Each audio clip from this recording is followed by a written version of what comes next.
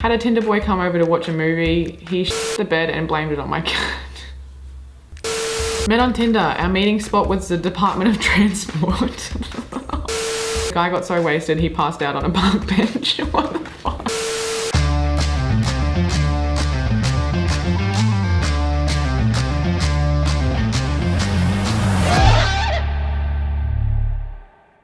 Please ignore the plants, they are not dying. I have watered them, they're just being dramatic. Welcome back everyone to my low budget shit show. Another day, another sleigh. Today's actually a great day because I get to capitalize on your misfortune by reading out your shitty date stories. This video idea was actually voted on by the members of my channel, so they decided that this was happening. If you'd like to become a member, the link will be below. Also, before we start, I'd like to say thank you to Manscaped for sponsoring this video. I told you guys to send in your worst date stories and you absolutely delivered. There are quite a few comments. We've got a fair few stories to get to, so let's just jump right into it. I have stopped myself from reading any of them, so this is all fresh. I met him at work around 8 months earlier, seemed like a perfectly normal guy, which is always where it goes downhill, isn't it? Super chill, great sense of humor. We hit it off and became work friends. No red flags whatsoever. Went on a date, went back to his house afterwards. Nothing happened because I'm a bit of a germaphobe and he apparently lost his condoms. He seemed fine with my boundaries around that and offered to put on a movie in bed. We were a bit tipsy and because I thought I knew him pretty well at this point, I was a bit too relaxed and I accidentally fell asleep. I wake up a few hours later.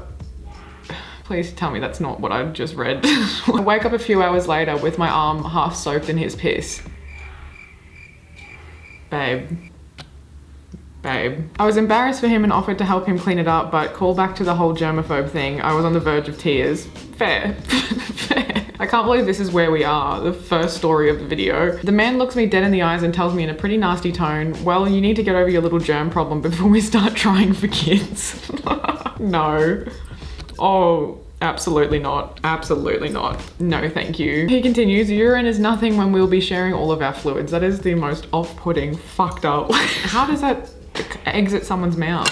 Who pisses the bed? Let's start there. And he left to put the sheets in the wash. I left without saying goodbye and changed as many work shifts as possible. I forgot you have to work with this dude. That's so rough. Honestly, if it wasn't for the whole planning children on the first date and invalidating my anxiety, then I definitely would have looked past it. That's a you problem, that specific part of this story. It made for a crazy story to tell at parties, but I swear I can feel it on me every time I talk about it 2 years later. Let's talk about you. Are you okay? Because that's a lot. That's a lot. I don't even know where to go after. That's the first story. So preface, I use a wheelchair and my date knew this. I also have a terminal illness. I'm 26, life expectancy is 30. That is heavy, bro. Glad you're here right now to listen to honestly just the first story was but let's continue with yours. I offered to give him a list of activities or restaurants that were accessible for me. He takes me to his apartment with no elevator, mind you. He lives on the 3rd floor and said it would be hot to watch me struggle to get up the stairs crawling without my... Oh no. What is wrong with people? He then says dead and dying girls are my biggest fantasy. Okay, so that's another level of what the fuck? I was out of there faster than a rabbit on steroids. Fair. Absolutely. That is a sociopath. I don't know. That's not a normal human being. Just these first two stories. What is going on out there? What's happening outside? My English teacher told us the story of when he tried to woo his date when he was a teenager. They stayed up late and were leaning on a log looking up at the stars. When she leaned her head on his shoulder, he thought that was his chance. He wanted to kiss her in a romantic way and thought swinging her around like they do in the movies was the best way to do it. When he did, he accidentally whacked her head into the side of the log. Blood down her face, he rushed her to hospital crying and apologizing. Oh my God. She was fine with no lasting injuries. He did not get a second date. But okay, when I said like worst date experiences, I didn't really know what I was expecting, but it was not any of this.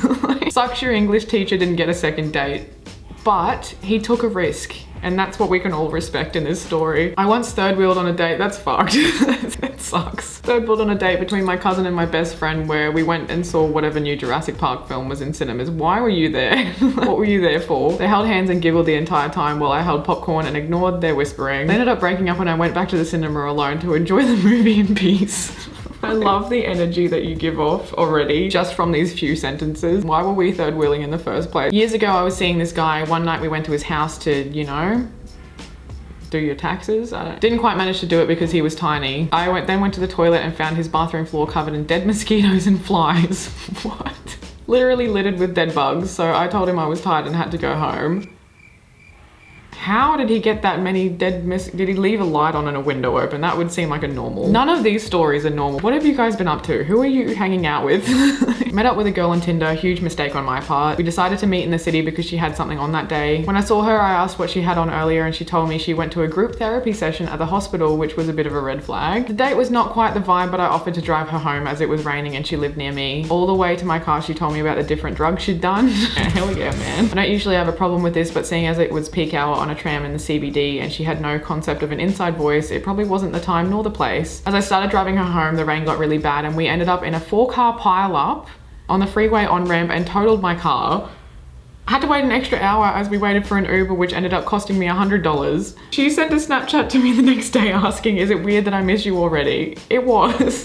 Like, yes, darling, it is. Like, that's super weird. Super weird. Honestly, you guys are making me feel amazing about my dating history. I didn't realize this shit happened. It's a lot to take in. Let's all fucking namaste, take a deep breath. I think we all need a little breather. So let's take a break and talk about the sponsor of this video, Manscaped. You like that shit? Actually, you know what? This is really comfy. Why didn't I have this on before? So as I was saying, this video is brought to you by Manscaped, who are the best in below the waist grooming. Manscaped offers precision engineered tools for your family jewels. And Manscaped recently launched the ultimate hygiene bundle for the man in your life, the performance package. Help him join over 5 million men worldwide who trust Manscaped with this exclusive offer. That's 20% off and free shipping with the code Brianne20 at manscaped.com. Guys, dudes, bros, men, brethren, do you like weird, gross balls? No, nor does anyone else. Sort it out.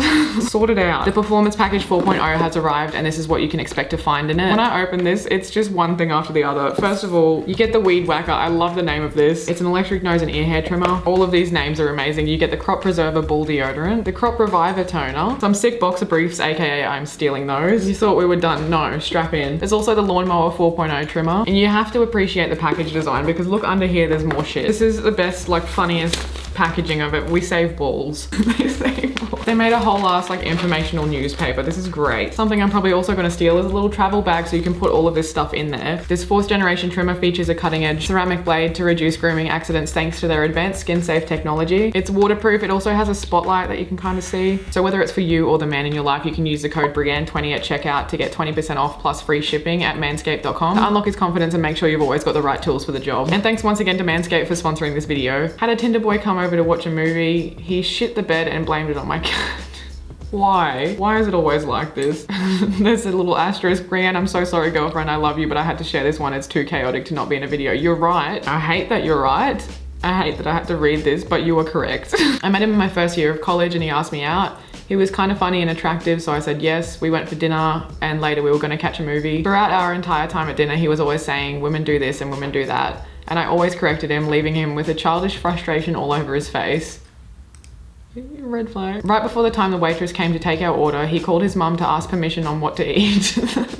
Weird, but okay. I never was more humiliated in my entire life. He talked to her for about 10 minutes, begging her to allow him not to eat homemade food, but something unhealthy. How are you gonna eat homemade food out? Plus he was super rude to the waitress. See, that's the worst part. That is the absolute worst part by far. No need to say we never made it to the movies because I left shortly after that. Fair enough. People being rude to a waitress is like immediate no. Went on a date with a guy last September. We both go to the same uni. I arrived to the location on time and he was 20 minutes late. When he did arrive, he started talking about his ex. He said she was a bitch but had a pretty mother. Why are people just opening their mouths and whatever comes out? That's like, okay, that'll do. That had already made me quite uncomfortable. Also, he was more focused on eating his chicken than having a conversation with me. You gotta respect that because I am more focused on eating chicken than having a conversation with anyone. When it was time to pay the bill, he said, "You're paying right," because I didn't bring anything. I really felt like a therapist on that date. You paid him to give him therapy and so that he could eat chicken. I mean, he's kind of taken the W on this one. I don't like to admit it, but he has. I was 18 at the time, backpacking around Australia. We knew each other beforehand and went on a night out. The guy got so wasted, he passed out on a park bench. What the fuck? Where do you find these people? When the sprinkler system turned on and made him all wet, I tried to drag him out of the park. He refused to come with me and passed out again in the middle of a sidewalk. Where were you? Where was this? It's giving Queensland or Northern Territory. Long story short, we slept there on the street in the middle of Darwin. That is absolutely 100% makes sense. I'm noticing a we in that sentence. You also slept with him in the middle of the street in Darwin? Because that little bit's on you. One of my first dates ever, I went to a movie with this guy. I had initiated conversation with him and organized the whole thing. During the movie, he proceeded to talk through most of it and made too many "that's gay" jokes to count. Yeah, we don't love that. When the movie was over and we were waiting for a ride, he decided it was a good idea to pull up his sister's Instagram account and showed me all of her pictures, and there were a lot. This lasted about 15 minutes of him just talking about his family, not really letting me get a word in. Then my ride finally showed up. Safe to say there was no second date. Also, I realized I'm definitely not straight. Congratulations. We love a family man, but we don't need to stalk our sister's Instagram on a date. This one was tame. This is honestly a delight to read. One time my family was having a gathering and one of my cousins needed a lift because she lives an hour away, so she matched with a guy on Tinder just to get him to drive her out. Not a bad date, and no L in sight, which is amazing. A welcome change for this video. We were 15 at the time. Me and this guy were dating for a while and decided to go on a date to a reasonably fancy restaurant at 15. Fancy boy. Neither of us could drive, so I don't know why I laughed at that. We were 15, that makes sense. Neither of us could drive, so we were both supposed to take different buses in because we lived in different places. So cut to like 5 minutes before the reservation. We were supposed to meet 20 minutes ago and he's still not here. So I rang him again and he'd only just woken up. It was like 7 p.m.